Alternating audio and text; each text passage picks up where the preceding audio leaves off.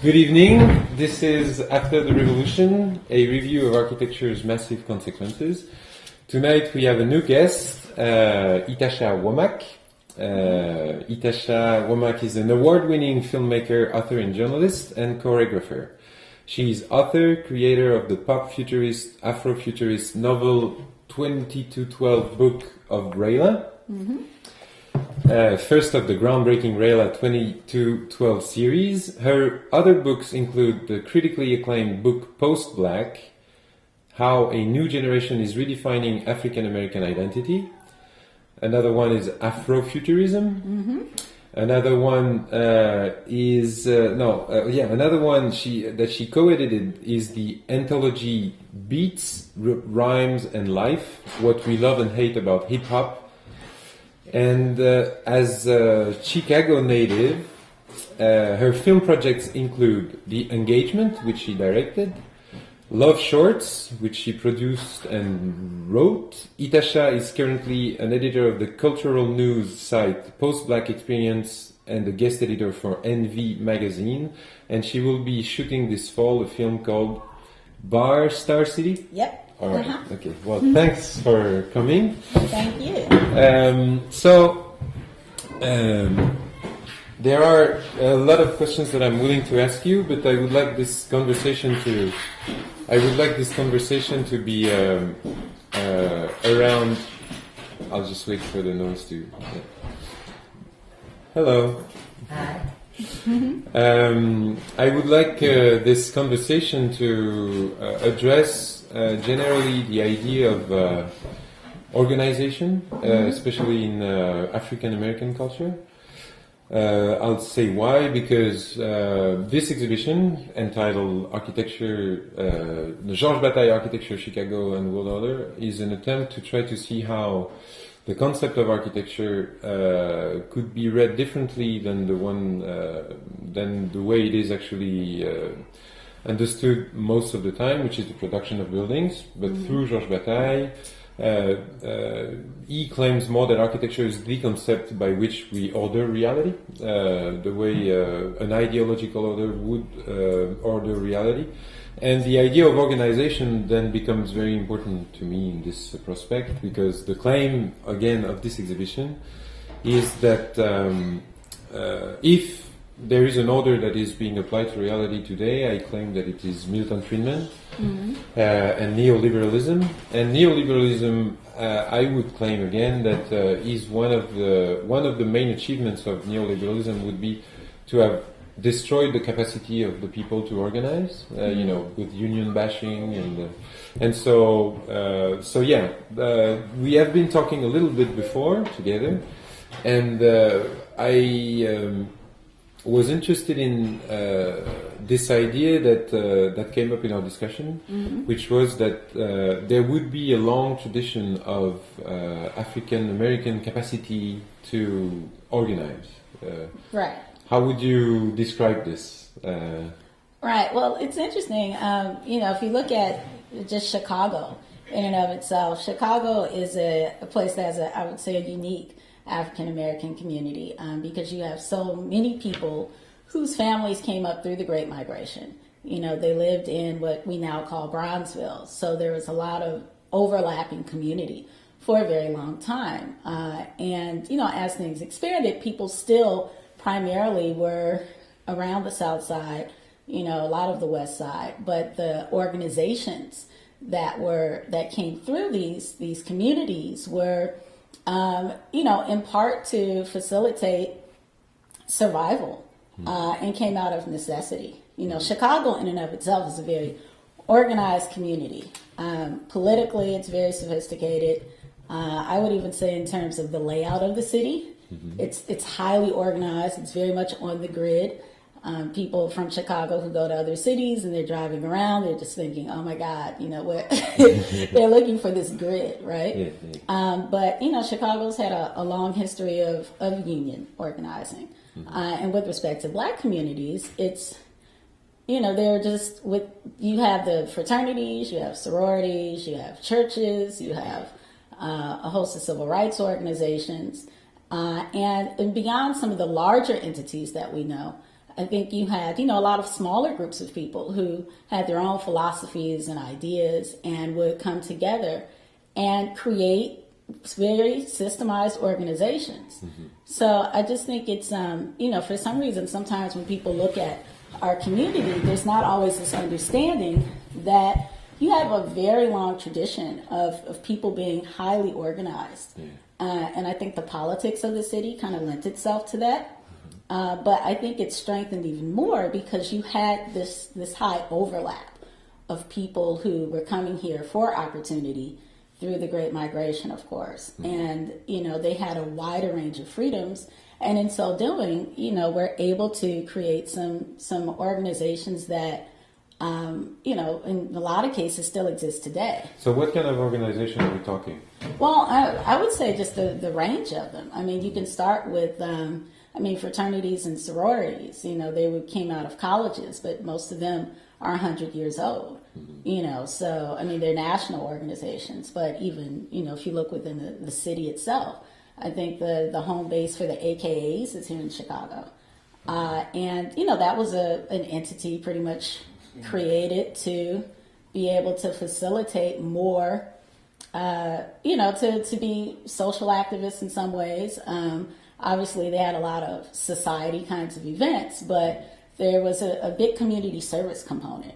And I think what's sort of interesting about a lot of the organizations that came out of Chicago on the South Side in particular, whether they were church-based or whether they were tied to, even something musical organizations, they always had a social activist component to it, professional organizations. You can look at, say, the National Association of Black Journalists, which was, I would say, founded in the 60s. That was created here in Chicago as well.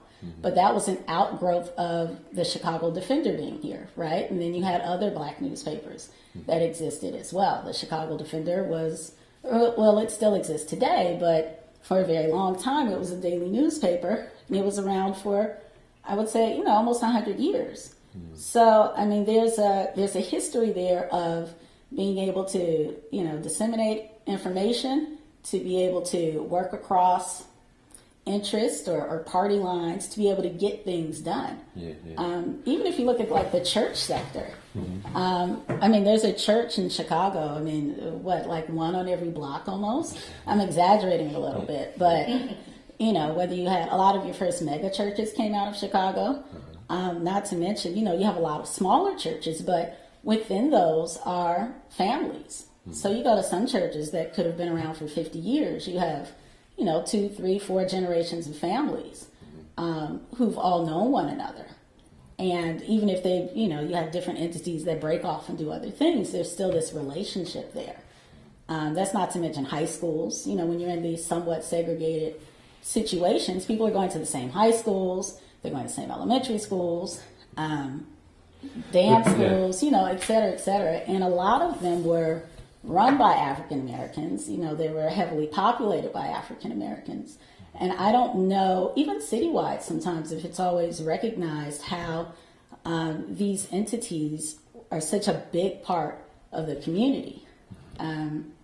But, with respect to structure, obviously people might have, issues with organizations for one reason or another. But I would say that the default for a lot of people community-wise is to organize, to be in an organization of some sort.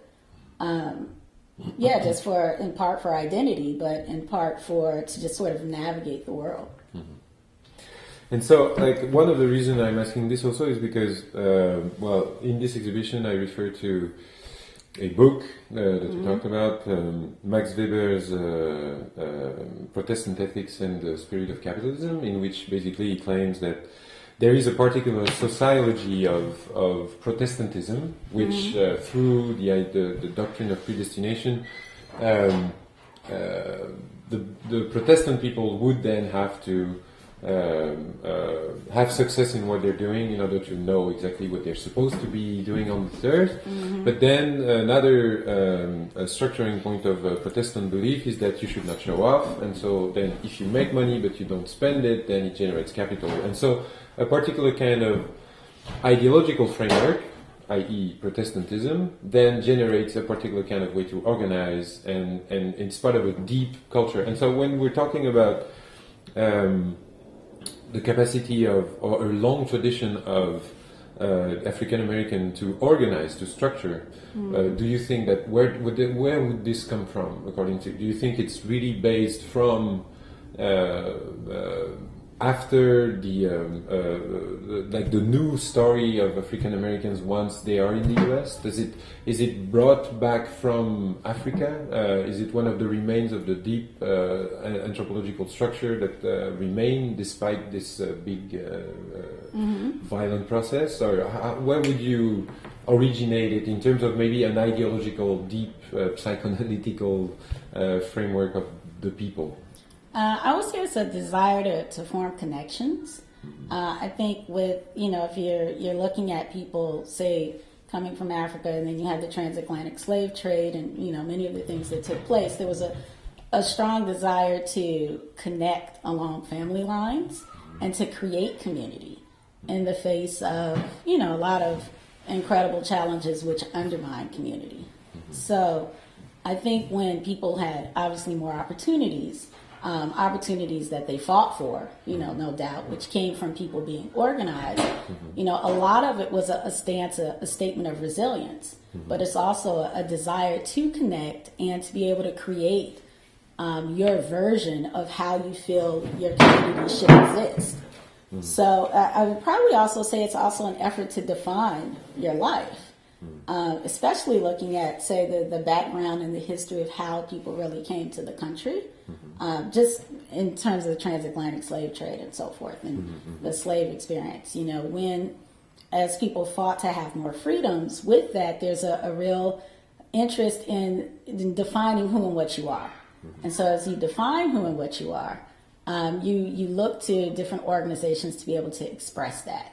So there's this whole concept of the power to define, or the just the ability to make a statement about who you are and feel protected in doing so, because you have all sorts of situations in larger mainstream which were undermining culture, undermining people's ability to connect, not to mention just a larger perception of the community as not being sophisticated, so that was a challenge that people had. One of the things I talk about in the book Afrofuturism, when you look at things historically, people of African descent, for a very long time in the country had to prove that they were human, and in so doing, one of the primary things that people do as a statement of their humanity is to create community. And obviously, community, that was something that was very much undermined for a big part of our history. So coming to a place like Chicago, where people are, at least through the Great Migration, are in these situations where they kind of have to be around one another. Of course, there's going to be statements of expression around identity, around who you are, and looking at how you can change this narrative, how you can achieve power. Not just power within the Black communities, but power overall. And there are a lot of different philosophies around that. Can you explain a little bit for our viewers what Afrofuturism is? Oh, yeah, sure. Afrofuturism, it's a book that I wrote, but it's about looking at possible futures or alternate realities through a Black cultural lens.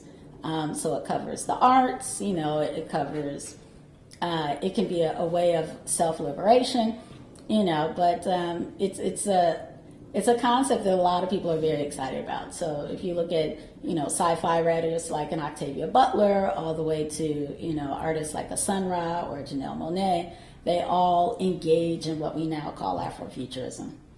But Afrofuturism is a concept that's existed for a very long time. And, it's just within, say, the 90s that the term Afrofuturism evolved. And now people are really embracing that term to look at kind of Black culture and our relationship to the future, to the future and in the past. But, it very much asserts that we are in the future. Of course, if you look at a lot of traditional science fiction films, they're not highly diverse. So Afrofuturism makes a statement about that. But it also makes a statement about the fact that, Black cultures have always had a relationship with the sciences and technology and so forth. That said, Afrofuturism does differ from, say, traditional science fiction, in part because Black culture is kind of at the center of it, but then also because it involves a great deal of mysticism. Or nonlinear thinking. It really values intuition in a way that a lot of, say, traditional science fiction does not as much. So, and so it's kind of interesting because when you're talking about structures and you talk about something like Afrofuturism, it's a very non-traditional, non-linear structure. Yeah. And some individuals who have looked at organizing, who look to, say, Octavia Butler's books to organize, are using non-traditional structures to do so, where it's not top-down, where it's very collaborative, where it's very much about how do you create community in the face of there not necessarily being community. And I have to, well, not in the case of there not being community, but in the case of there not being, say, outside supports. So Adrienne Marie Brown is a person who teaches what she calls Octavia Butler emergent strategies as a basis for organizing communities, and she's based out of Detroit. So Detroit has a unique situation. So would you say that the long tradition of organizing of African American people would be also a long tradition of alternative organizations, or that Afrofuturism is more a new kind of an alternative way in which alternative ways of organizing amongst the African American people has occurred? Well, I think it's probably twofold, because a lot of the organizations that were created out of in African American communities were done so in the face of people undermining the ability of the community to organize, right? So those become statements of protest, statements of identity to organize. Now, the structure of some of those organizations were probably traditional in the sense that they were very top down. You had one leader, you had your infrastructure of support for it. So it was not, all of those organizations were not necessarily alternative. But in that, I think that there were a lot of groups of people who experimented with other ways of organizing. But that said, I think it's kind of interesting, and we may have mentioned this in the conversation before, how, within the city of the South Side, a lot of these major institutions, when you look at the actual buildings they're in, you can't identify them from the outside of the building. If you're just, you're driving down the street sometimes in the South Side, people can say, oh, what am I looking at? But, signage is not necessarily, very major. You don't have things with a lot of bright colors. You're talking about the South Side? Generally speaking. Yeah. Generally speaking. Unless something is a church, right? Yeah. When you have a cross. But outside of that, any kind of business, organization, if they're in a building, they're really not positioned in a way where you can identify what it is from the outside, which to me is, in that way, it's very non-traditional. Because usually if it's a business, if it's a certain organization, you say, oh, here's the organization, we have a big fat sign, we are here, right? And I wonder if sometimes that's done as a way of protection, right? So that if there's this assumption that people don't want you to be organized, or if you feel there's some sort of threat, about who has power and who doesn't, you don't want to make these very grand, flashy statements from the outside of the actual building itself. And would you think that one of the claims through Naomi Klein or other writers that I'm trying to make here is that the capacity of the people to organize has been under attack for the past 30 years, heavily, through neoliberal policies and union bashing and all this. Would you think that would you agree to that, and would you think that the African American organization have been also, or African American people have been also suffering from such disintegration, or not? Well, I would say a lot of people would probably say yes, right? Because they're looking at these traditional institutions and maybe their numbers, their ability to attract people, etc., right? I would probably say that these newer times just facilitate a newer way of organizing. There's a broader sense of what community is. Is community those people who I'm actually living amongst, or is community those people who share my same ideas? So if you that, look for instance, wasn't the Black Panthers more about ideas and community, or? Well, no, I would say it was a bit of both, right? Yeah. So it's ideas, but they were very community based. A lot of their programming that they did was, very much ingrained in the community. So it's not like they're talking about these ideas and they're apart from the very people who they're living amongst, right? They had the breakfast program, and then they're doing a lot of community-based organizing to draw people in. But I think when it comes to, say, if you look at Afrofuturism, for example, a lot of the Afrofuturism community, I think, was engaged in part through the internet. That's how a lot of people, at least within the past 2 or 3 years, connected with a lot of those ideas. So, through social media, that's kind of, I don't want to say it's as non-traditional, but, a lot of your sci-fi geek communities are organizing through they're connecting through social media, and then they do events, right? So I think it's probably, so in one sense, yes, I can see why a lot of traditional institutions and people would say that a lot of these organizations have been under attack. Because they were forms of protection, particularly unions. But I don't think that means that. But someone on the show, for instance, here told me that 30 years ago the gangs could assemble 1,000 people. Like they say, this is mandatory. You have to be here, and you would have 1,000 people. That's a very impressive organization system. Would you think that they are? So, what is it? Still organization, or is it? Is it affinity, sort of, let's say, means to connect with people with which you share ideas? Or, but you see what I'm saying? That there would be... Right. No, I see what you're saying. I think that just generally speaking, if someone says, hey, everyone show up now, unless it's, it's something you're doing for your job, people don't feel like they just got to be there, right? So I think it's a different... I think when it comes to community, there's different stakes at hand because you can have so many virtual communities, just as you can have these very, immediate communities that are around you. So I wonder if it has more to do just with people's abilities to identify in so many different ways now. So you can identify beyond, say, your culture, beyond, say, where you grew up. You have these other identifiers, which then gives you other communities, and as a result, you can pick and choose more. So there's a greater sense of choice. It's not like I'm in this community and I have to stay in this community for the rest of my life. That I can totally see. But then, how would it manifest to you as organization? Because the idea that you would be able to find people and to be diversely not summed up to just by only one of your constituents, identity constituent, I can very see as a very positive thing. But would we still call that organization? And if yes, how does it manifest as an organization, you think? Well, I guess it becomes a point of organization when they're given a call to action. Right? Exactly. So what kind of actions would there be?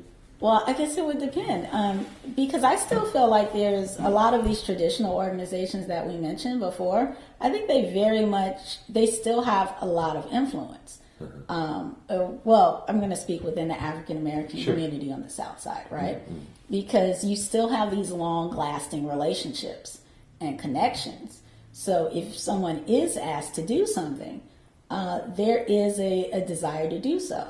Particularly, I think if you look at church communities, if you look at Well, maybe church communities, specifically, because of the history and the relationship and the sense of obligation.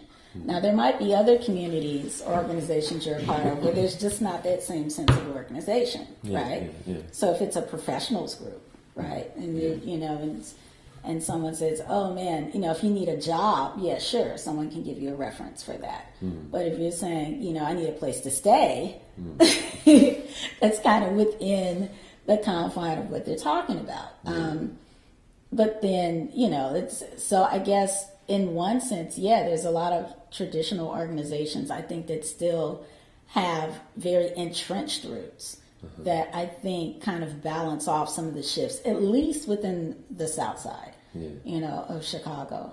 I think that there's a lot of influence. And then there's a lot of rebirth, I think, particularly with like some of the civil rights organizations.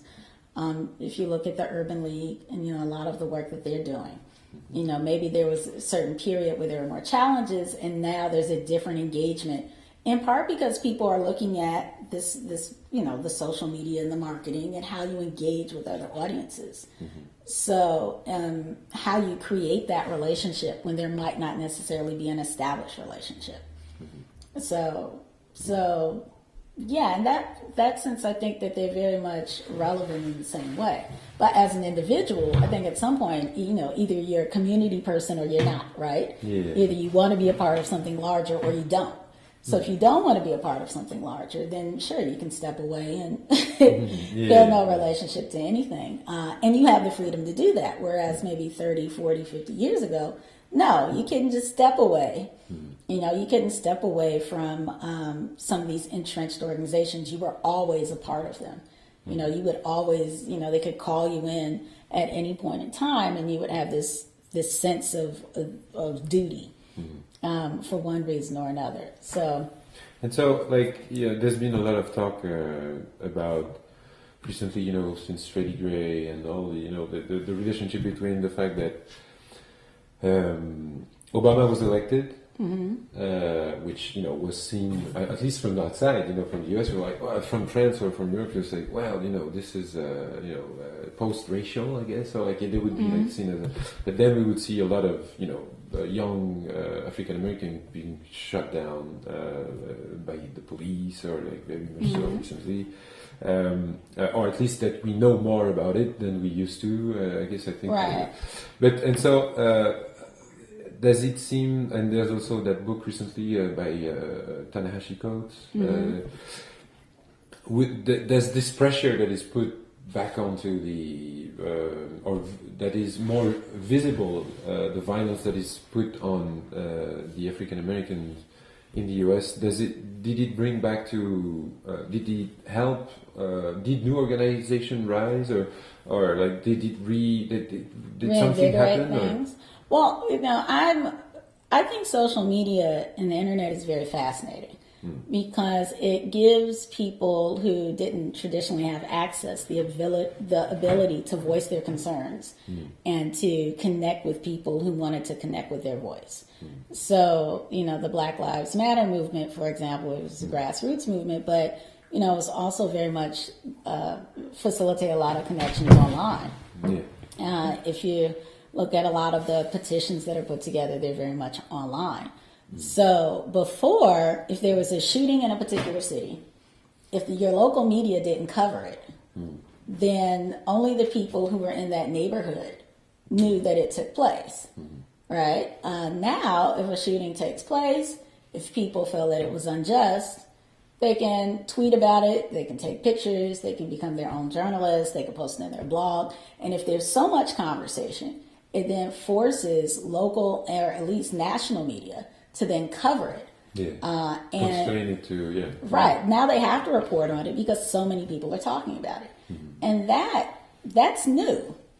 I remember, I worked with a Chicago Defender and say moving into the 21st century. Now it sounds like it's a million years ago.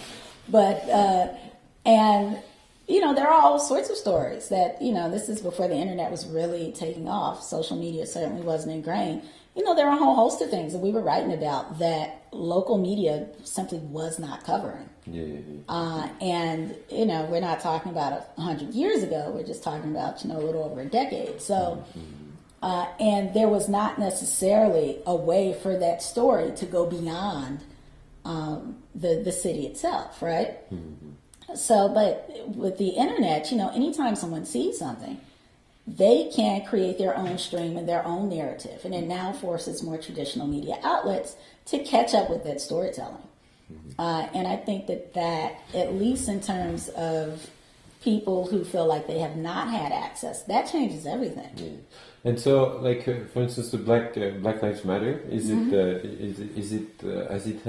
have a particular kind of organization? It's, I guess, mostly web based, or does it have? Well, yeah, I mean, they have chapters and they have groups, and I'm not involved in it from that organizing level, but they're probably highly organized, and I would say that obviously with us being in what I would call the Barack Obama era. I think and having all this technology to our disposal, I think it empowered people to be able to have these conversations, to capture things, and to make, very brash statements about it at the same time. And to me, it's really very much a statement of, look, we have an African American president, we have a Black president, we're not going to deal with these things anymore.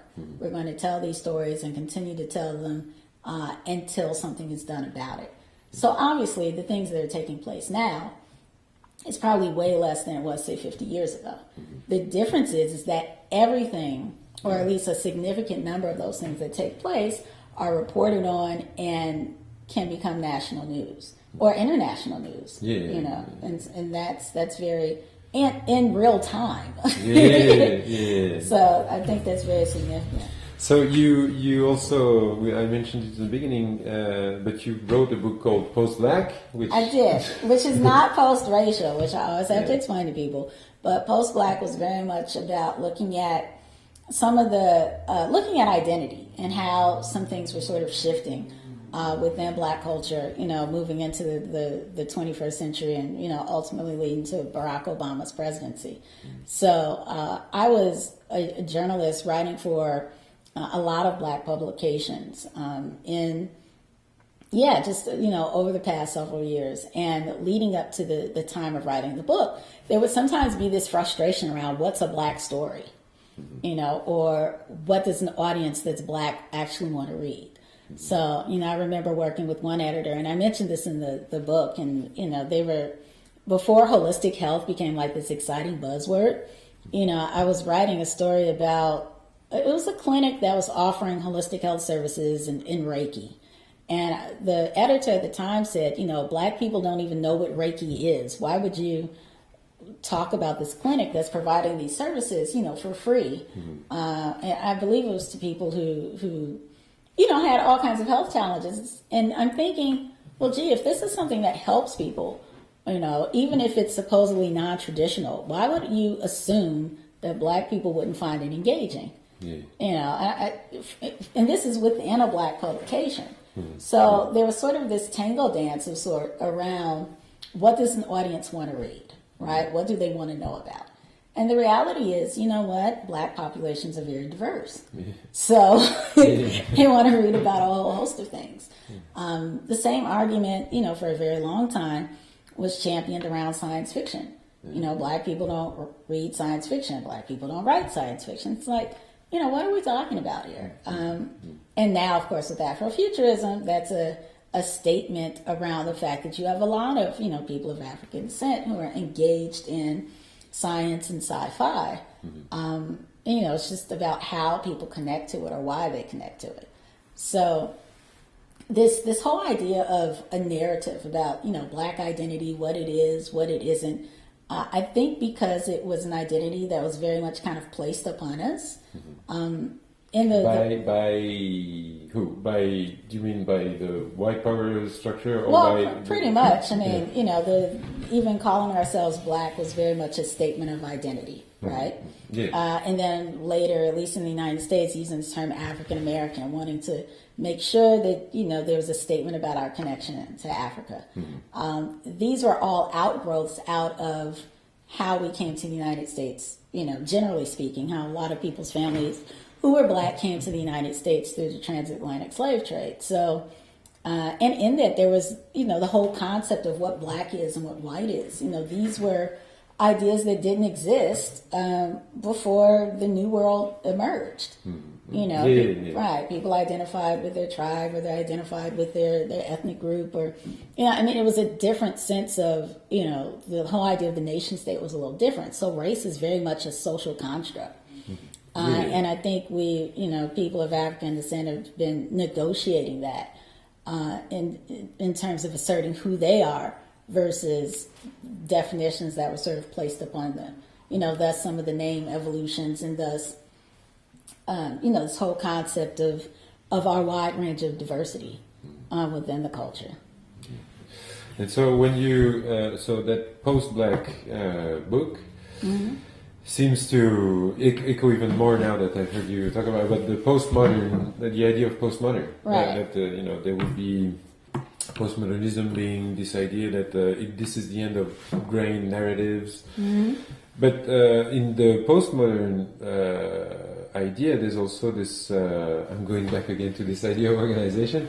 There's also this idea that it's difficult for people today to aggregate and to have a project, an orientation, like at least. So the modern movement was a goal. In architecture, we can say very often that you would get until the 1930s, 40s, you would get 30 architects on the same picture for a common goal. Today, there's no way. Every architect will be alone defending his own thing, and they will all be in competition with one another. And so I would link that, to obviously neoliberalism and all this. But so, does that make any sense in terms of what you're saying about post-black, or? Well, I guess in the term of looking at post-black, and obviously after that I wrote Afrofuturism, so it's kind of an evolution in concepts, right? I think that a lot of times our communities, African American communities have their relationship to organization is one that's uniquely tied to resilience and survival. So despite some of the shifts in postmodernism, yes, people have a greater sense of identity personally, and they have a lot of choices, but there's also a recognition of, yes, but a lot of progress has been tied to being connected, being organized in some shape, form, fashion, or another. So I do think there's a lot of people who kind of wrestle with that because, you can be an African American person and, go about your life and not be connected to any of these entities. But I would wonder, I think it's a different concept because so many people of African American heritage here came through one of these long-term organizations, and that was their connection to the mainstream. So I'm thinking about, an organization like the National Association of Black Journalists for me, or working with the Chicago Defender. Those were my first tangible experiences to working in journalism. I didn't start off working with, the Chicago Tribune, so, and that was the way that I came through things. How did I get involved in dance? I came through Mayfair Academy. That was an institution that's over 50 years old, created by Tommy Sutton, who's a African American tap dancer, to ensure that, young women and guys could study dance formally. Now, that's how I moved through dance, right? I didn't start off with the Joffrey Ballet. And their courses, right? So I think for many people, there are a host of organizations that they were, or institutions that they somehow came through. Churches, for a lot of kids, that was the first time they had an opportunity to speak, speak publicly, or to sing, or to, take dance lessons for that matter. As far as organizing goes, political organizing, I think it would still be connected to a lot of these institutions community-wise, where there are a lot of Black participants and organizers before they were actually connected to a larger mainstream. So obviously a lot of that's changing because of where people live and what they can do, but I think that a lot of parents of African American kids, kind of regardless of where they are, still would like them to be affiliated with some sort of entity that's a Black organization, so that they have a sense of identity and a sense of giving back. You know, this social service component that seems to be connected with so many of these organizations, regardless of what their mission is. I think one of the things you mentioned, because we sort of had two discussions, we had one before off camera, and I think there's two things which I think you mentioned about this tradition of strength of being able to organize, which were one, that during the day most of the African Americans were not actually doing something that they were really excited about, and that it was that there was a plurality of identity and organization, because the real day would come then out of what you were doing after. Right. Well, yeah, especially if you look at Chicago, you know, people coming up through the Great Migration, and, you know, and not even just Chicago, but I'm just going to center the conversation there. You know, you may have had someone who, you know, because of segregation and the kinds of jobs that, you know, African American people could have at the time, you know, they might work as a domestic worker or a maid during the day. But then within their church, they can be head of the Deaconess Association, you know, and they can fully express their talents there. You know, they can't express all of their talents when they're working, you know, as a domestic worker, right? You have someone working in the steel mill because those are the only jobs that they could find, or the only jobs they'd be hired for. But then they could be a part of, say, a Black political group. You know, they could do a lot of social organizing there. And so, again, going back to this whole concept of self-expression and resilience, and the recognition that, you know, again, your survival and your identity, you know, for the larger collective is very much connected to these organizations, because it gave people a space to do work that they couldn't necessarily do during the day. Yeah. Sorry, you were willing to. Yeah. Oh no. I mean, that's the gist. I mean, and even today, you know, with people having a wider range of freedoms, you know, during the day you're I don't know, you're a dentist, you know, or you're a plumber, and you know there might be more choices there, but you really like art. You know, maybe you learned art in school, and so you get to teach kids art on the weekends. You know, I mean, it's, yeah. So it's a more of a range, you know. But still, I think that there are people looking for opportunities, people who are looking to express other talents. You know, they gravitate towards organizations to, in some cases, learn those skills, or to at least practice them before they're able to do so in a larger sense. One of the okay, so we're gonna change battery just a second, right? Cool. I'm gonna try to not lose the question that I had in mind. Okay. No problem. It's good. Oh yeah, no, that's a good. The problem is. Oh, hey, Lavon. That's my mom. Oh, you have to her. Oh, okay, great. At the university. Oh, that's right. Okay. No problem.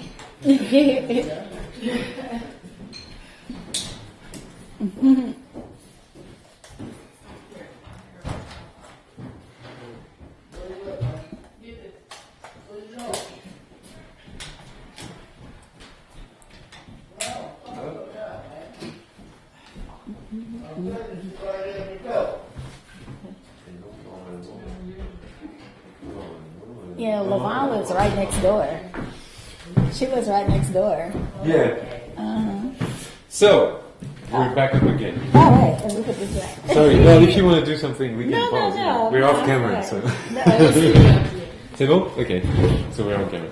Okay, so a little tricky thing that might not go somewhere where I would like to, so we'll chop it off if it okay, that's cool. if it fucks up. That's the beauty of not being live. I think one of the questions that I'm trying to do is this whole exhibition and this TV show is about, to me, how much of reality is design, or how much of it is sort of chaotic? How much of ideas have impact on the construction of reality? How much can we plan things so that the world will be different? You know, like, or for instance, when you have Afrofuturism, you open towards. There's that quote here, which I found very beautiful in your book, that you take from Ingrid Lafleur. I generally define Afrofuturism as a way of imagining possible futures through a black cultural lens. Possible futures. I think mainly what this exhibition is about is really trying to see if architects, instead of today being part of consolidation of capital or dismembering communities through policies or whatever, we could use our very long tradition of top-down thinking, which is mainly what architects have been doing, to propose alternative narratives of alternative futures than the neoliberal order which we're doing. While saying this, I'm really going back to this question of order and organization about African American communities. I'm really interested to try to see how much there would be of a black part of it into it, or an inheritance about white structures within it. This sounds stupid now because we've spent our time saying that either black or white did not exist, but somehow they do exist as ideologies, right. and they. So how would you? What's the mix there? What? How would you? Yeah, would you find a? And it's always very critical. That's why maybe it's a bad question, but. It's always very critical to substantify or to identify a particular culture with a particular kind of trend. But when it goes to ideology, going back to that Protestant, I was discussing with Terry Clark, sociologist. He was saying, part of what's very important, what Ytasha does, is that he believes. It doesn't make the same people whether you believe or not. That's been disregarding, color, race, or if there would be is there such a thing possible to identify as a more African American or black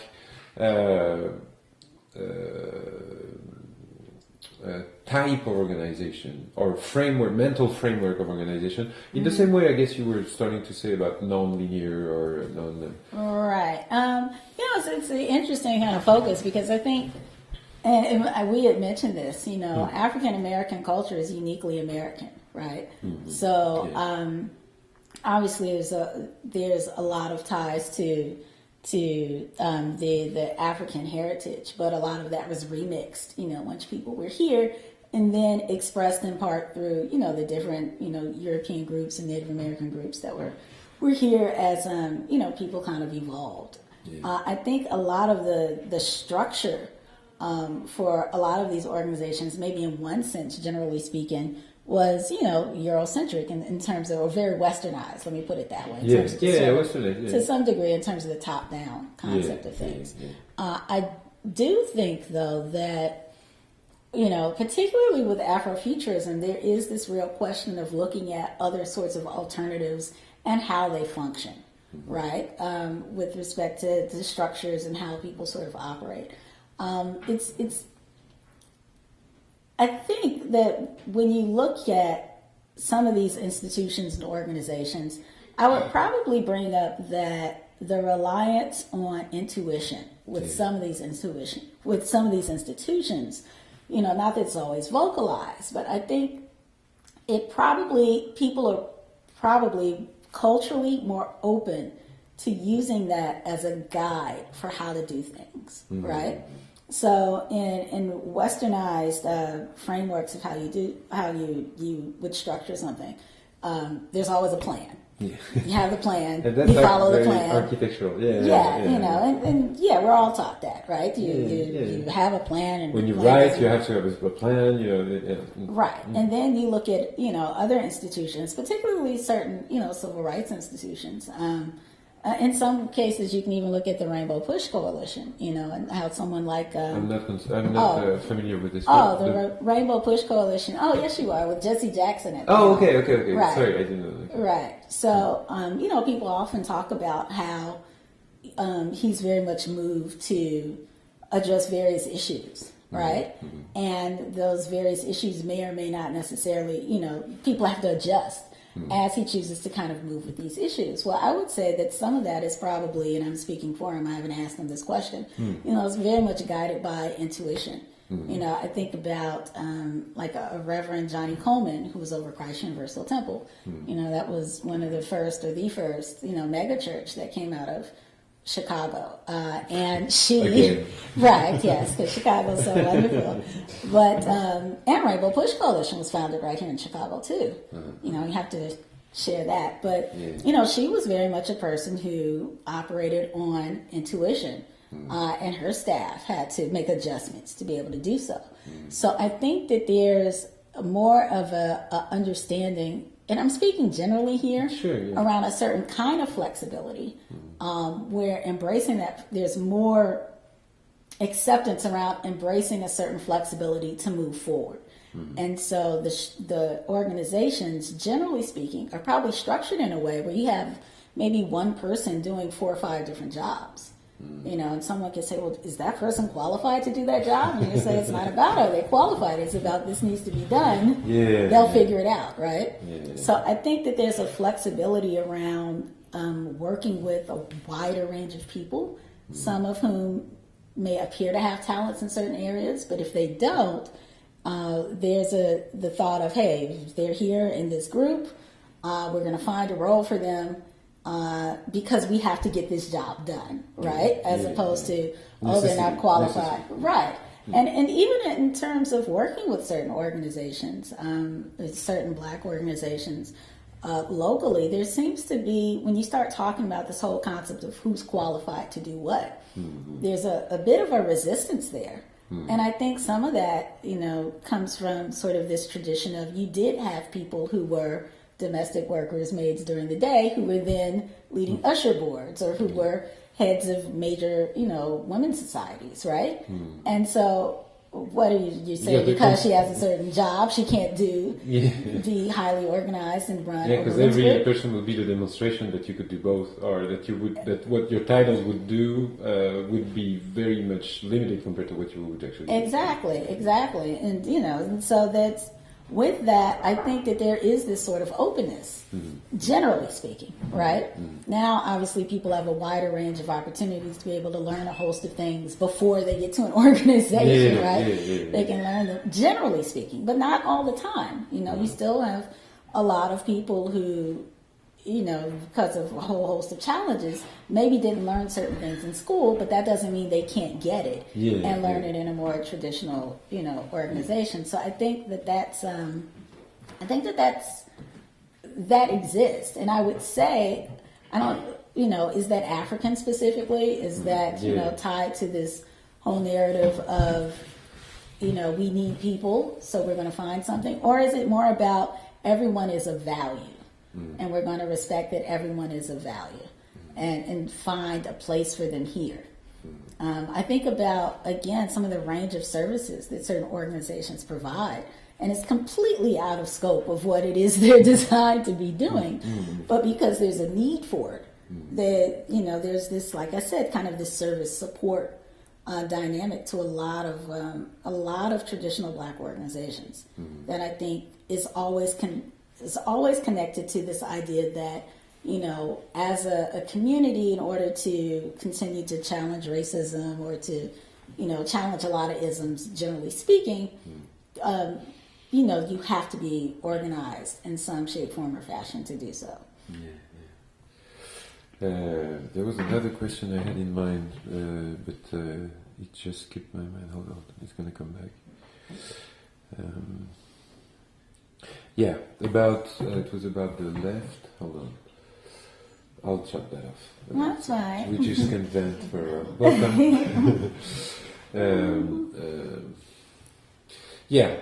I got it again. So, I've only glanced through your book, the Afrofuturism book, but I get the feeling that it seems to answer. You'll tell me whether I'm wrong or not. It seems to answer something I call for the left. Sometimes I talk about the left. it seems that the left, to me, and I would say even more so in the US than in France, from what I understand, does not have the ambition to come up with an alternative system. That there would be, and I'm talking about the US because a lot of reforms, I think, are envisioned as being like as a grassroots system, which to me seems like there would be the recognition of this system, the top system, that would still be there, and you would dialogue with it, but you would not challenge its existence. It would be still, top down, as a dynamic like this. Whereas I think, and for instance, I like Slavoj Žižek for that, when he's saying, I don't have the time to go vote every day, I have books to write. And so I would like just, to have an alternative system. Some guys did it for them, it works for them somehow. Can't we come up with an alternative system to us, like have the ambition to at least try to have another idea than just, instead of, perpetuating this dance of, like we're not happy about what we're doing. And so I get the feeling that I had the intuition that from what you said, or it seems that Afrofuturism has this kind of pride or this kind of, let's say, ambition to come up with seriously different alternative futures, regardless of how they might be appearing as feasible or not. Is that the case? Or? Yeah, and I think because there's this whole conversation around space and time within Afrofuturism.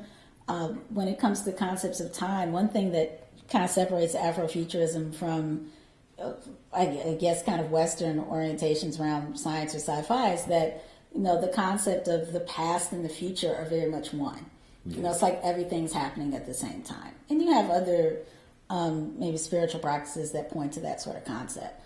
And I think that also kind of plays into narratives around like space, right? There's how you view the world around you, and then there's how it's physically seems to manifest, right? Mm-hmm. So there's the idea of creating your own reality, and you can create your own reality despite, say, the seeming physical limitations that are around it. Mm-hmm. So for some people, that can be, this.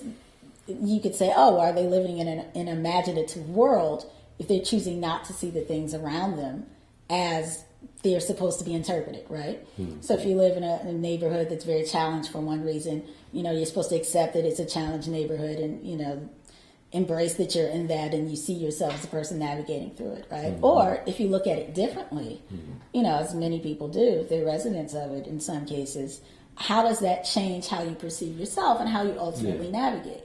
So, but in that, you're not necessarily physically constructing new spaces, right? Mm-hmm. A lot of it comes from your own identity of self and how you relate to your own world. So I think Afrofuturism in some way points to that. I think metaphysics and, certain new thought philosophies very much kind of tie to that. Other, esoteric traditions kind of point to that. Are you creating your reality, or is it being imposed on you? Yeah. Exactly. Yeah. So, and I just kind of, so I think in that sense, yes, there's this space dynamic. But isn't there, for instance, this idea that, there would be the conquest of another planet for the black people or something? That seems rather ambitious. Well, I don't know if it's just for black people. But but in Afrofuturism, no, I thought that there was one of the ideas that were in the sci-fi. Well, yeah, sure. There's different sci-fi stories that talk about, certain things. William Hayashi wrote a book called, Dark Side of the Moon. That's very much about a separatist black society that lives on the dark side of the moon. Okay. And there's a trilogy there. Yes, there's a song called I Want to Leave This Planet. That was a jazz song. And it was pointing to all of the struggles in the planet and saying, hey, I don't think we can change things here on Earth. We just want to go somewhere else. But then you have this narrative of like a Sun Ra, or who talks about, hey, I came from another planet. I'm really from Saturn and I'm living here, and my mission is to enlighten people through music. And the reason that I'm having this sort of alien experience here is because people don't know how to deal with these wonders that I'm sharing, right? And that's how he explained metaphorically some of the challenges within race, that he came from somewhere else. You know, and so I think that, you know, this whole concept of alienation is very much explored through Afrofuturism and you know, through some of the like, you know, if you look at certain Latino text around, you know, not around Afrofuturism, but around futurism and, you know, certain Native American writers, you know, this whole idea of being alien, and what does that mean, you know, and that sort of, that concept of, you know, the notion of race was really, you know, that was another way of calling someone alien, right? Trying to create all these differences that, you know, we see in a lot of sci-fi films. So, so yeah. But that said, yes, there are people who have stories of having a new planet, having a new world. It's different actors, people who've developed all kinds of projects around that and sort of explored.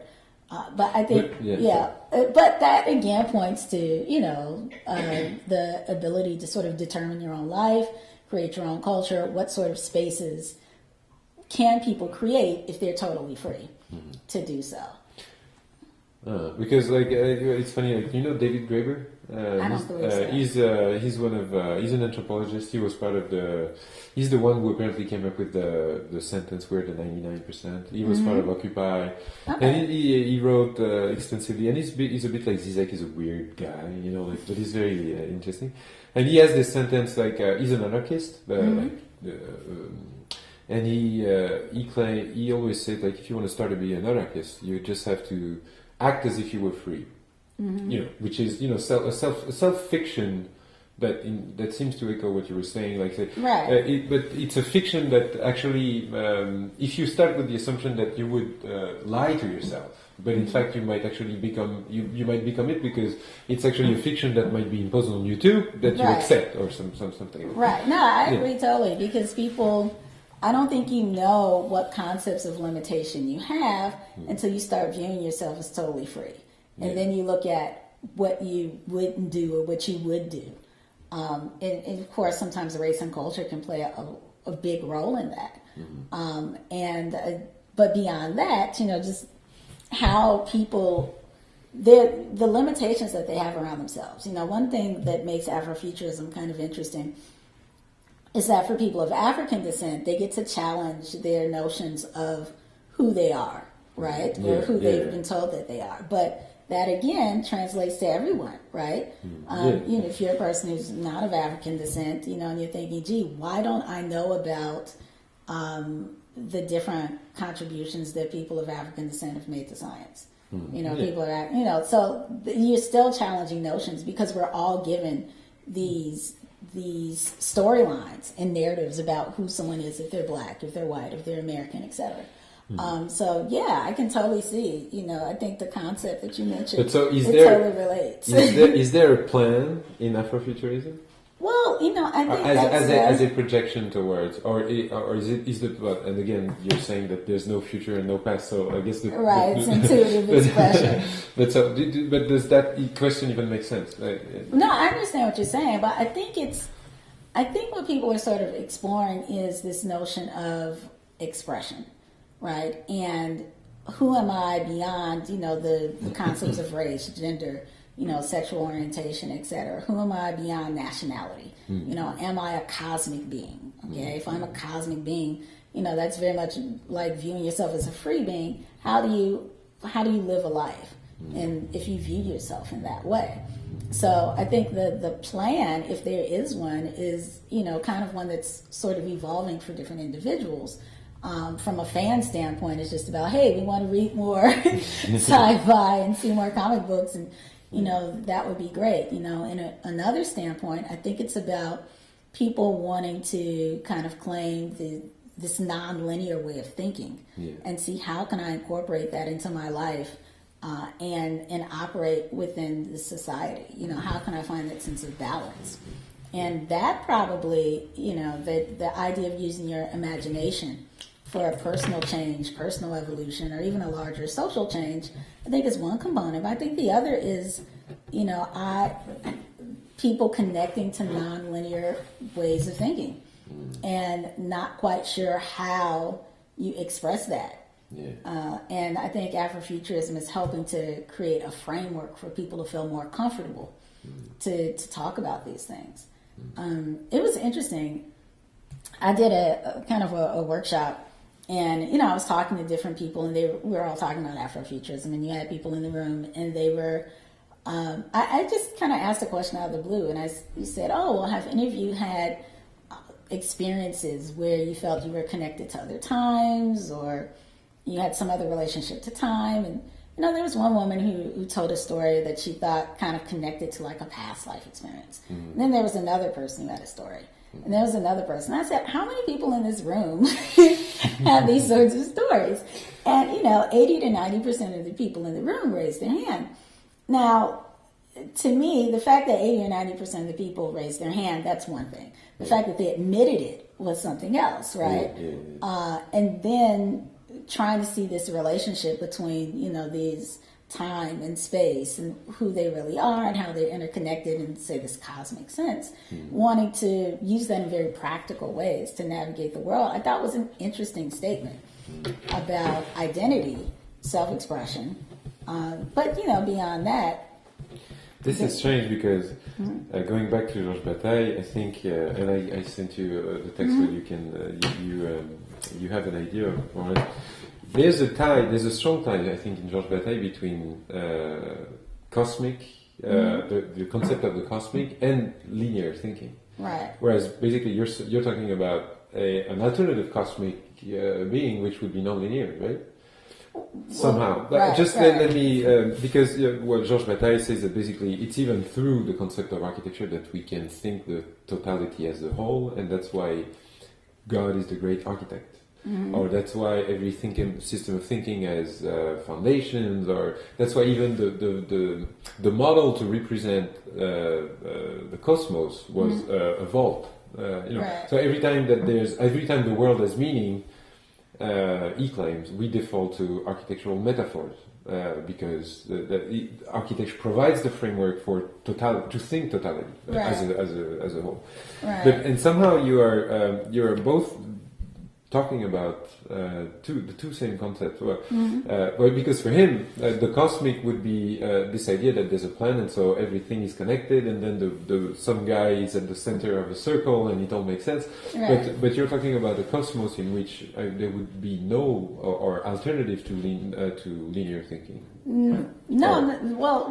I mean, you're still functioning in the world, so I think it's very much a relationship. So I guess I'm looking at how it's expressed, or how people are exploring how it could possibly be expressed, right?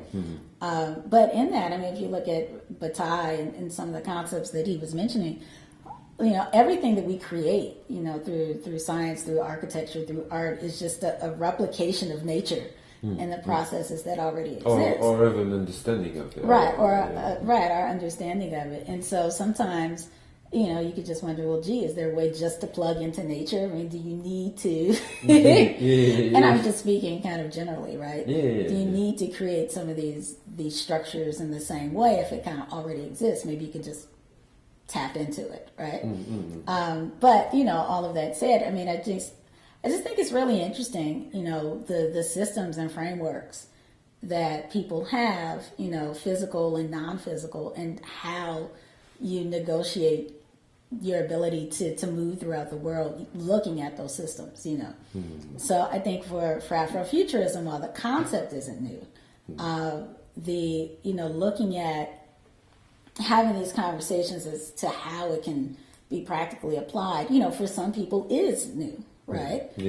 How you can use it, how that would change the world around you, some of the frameworks or buildings you can even build for that matter. I think one thing that's sort of interesting about a lot of immigrant populations that come into the city and came into the city, and people who came through the Great Migration as well, is you're always occupying a neighborhood, right? You're coming to a neighborhood where houses were already created, by the previous ethnic group that might have been there, and people might redecorate and they add little things to it, but the structure of the houses is still the same, right? And that's just sort of interesting how those structures, just generally speaking, are still duplicated, despite the fact that it's a new group of people who can, in theory, have new ideas, but people aren't thinking, oh, let me take those new ideas and change, how my house looks. And I mean, I'm stretching it a bit. Yeah, sure. Well, that's what this house actually is really, in terms of alternative to architecture or linear thinking. This house was actually remixed and mashed up with another house.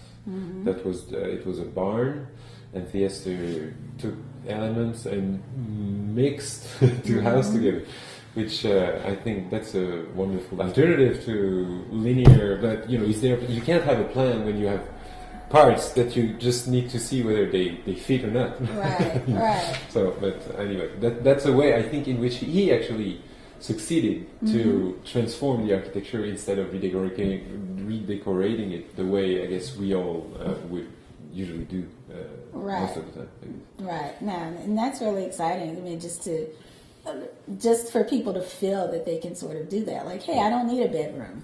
Yeah. I just Fuck it. Yeah. What do we need this kitchen for? Create a different space. Okay, let me go through my list. How long have we been talking here before we bore people like an hour and 10 minutes? Okay, let me just check this.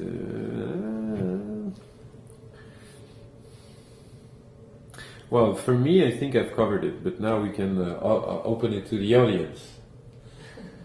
Any questions from part of the audience about what has been said or discussed? Are there grounds that you would have liked to address that we did not cover?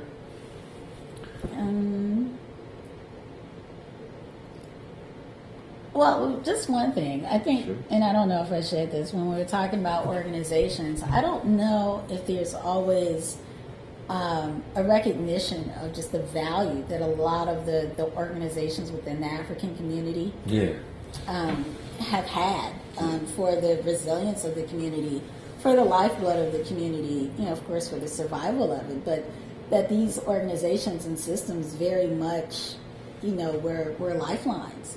They were training grounds. And I think that, when we there's a certain narrative around the American community, and sometimes that narrative is that people aren't organized, right? Yeah. In the face of, incredible. France, that's general knowledge. Right. Very racist. But it doesn't point to that many of our successes are very much tied to a very sophisticated level of organization. I think it's about looking at all of the organization in the face of all the things that people were fighting and combating. And when you look at it that way, you're like, wow, how'd they do that, right? So then it becomes kind of this magical experience, but then that goes back to frameworks, right?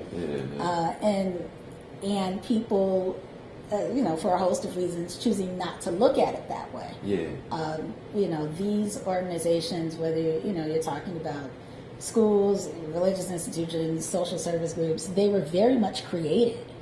It was a few people who were very determined. They created these places because they saw that they were of value and very necessary for a certain kind of resilience, for a certain kind of expression, and unusually committed. Without a lot of financial resources to do so. Especially when you look at some of these places that have been around for like 100 years. They were not working with a lot of money. They were, just highly dedicated people, a lot of volunteers. I mean, I'm amazed sometimes, even when I look at certain churches, how many people are paid staff. It's a handful of people, and volunteers are like in the hundreds, right? Exactly. And they're almost working like double shifts, double jobs, right? I just think that that's not always acknowledged.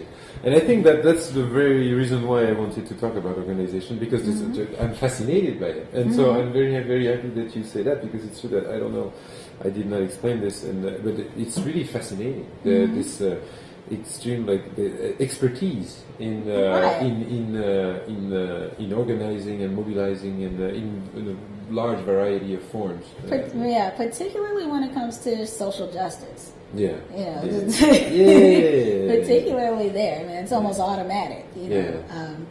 I like to say that if Barack Obama had not come through Chicago, I don't know if he would have become president of the United States because of a lot of these sophistications and the range And of structures organizations and structures, right?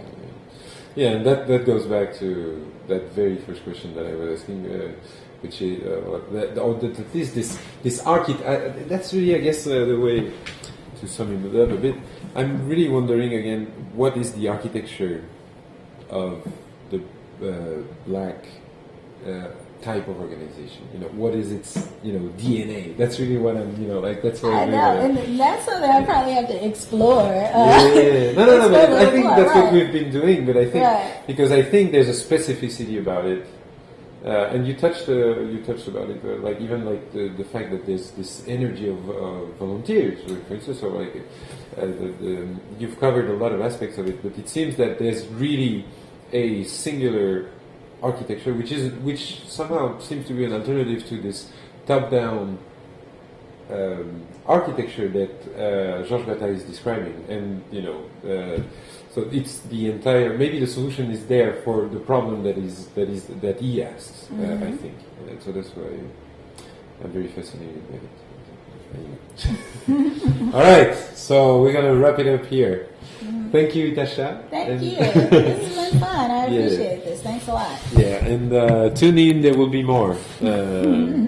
Bye.